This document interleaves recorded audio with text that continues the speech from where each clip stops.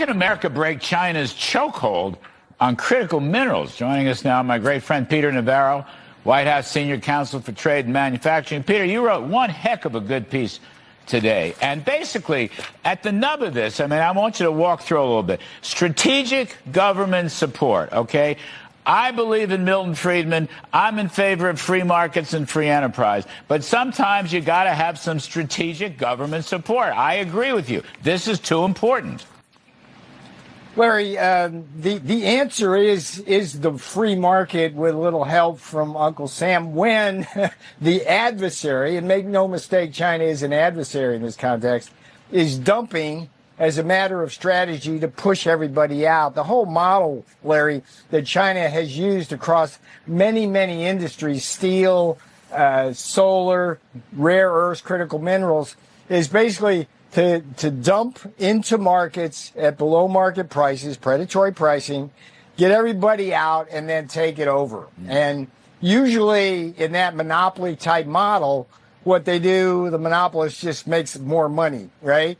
But with China now, it's geopolitical leverage. And I have to thank Xi Jinping. He has made my job infinitely easier here at the White House, Larry, because you and I, going back to the first term of President Trump, have been concerned about our over-reliance on strategic supply chains globally. So what the Wall Street Journal piece was about, and I thank the Journal for publishing it, is basically how we're using innovation. We're using technological innovation, mating essentially small companies with large enablers to produce at what will be, in many cases, prices below the predatory price of China. And how we do that?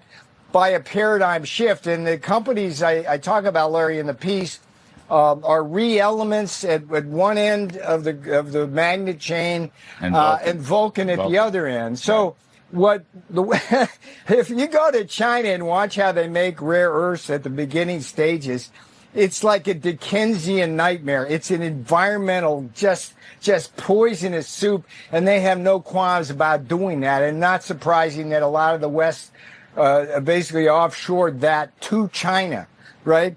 But what this ReElements can do with technology on a much smaller footprint that's environmentally friendly is use different types of feedstocks, whether it's from the mines or whether it's from recycled material, to create what's called the oxides, Larry.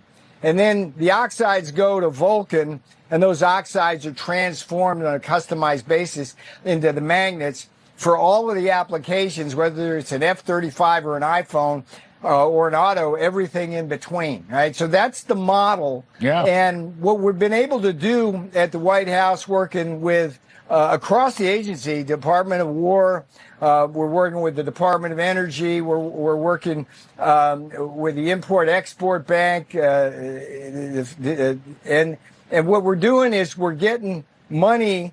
And so a lot of times, Larry, these are equity deals, okay? Mm-hmm. So the government and taxpayer will get money back for this, in a way at warp speed, pushing this whole process along. And what I did, Larry, is leverage my experience from 2020 as effectively the head of the warp speed effort during the pandemic to mobilize bureaucracies.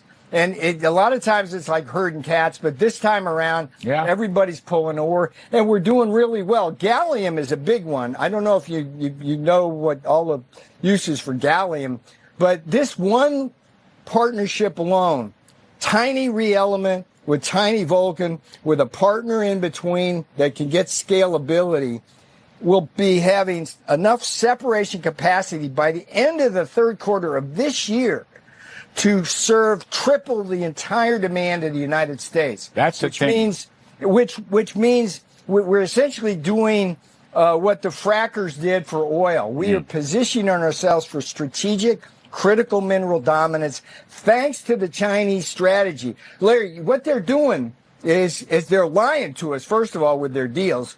They told us they'd give us magnets. Yeah.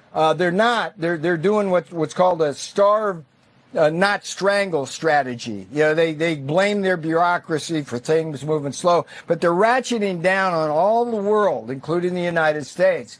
So again, that makes my job easy. It's an easy sell. Come on down. Let's get this done. No, so I got that's the piece. Larry. I'm with it. Just 10 seconds, Peter. How fast can they start pulling this stuff together? How fast? Well, in this case, by the third quarter of this year, Larry, we'll have enough capacity to fulfill our germanium thing. We got to get the stuff that goes into the separation capacity. Right. That's like mining and recycled. But we're moving at warp speed, Larry, and we'll give you updates regularly. But I really appreciate you having me on today. No. I wanted to do it, and I'm all for it. I think it's great stuff. Got to do it. Got to do what you got to do. We learned a lot about the China story years ago. Peter Navarro, thank you, buddy. Appreciate it. You take care.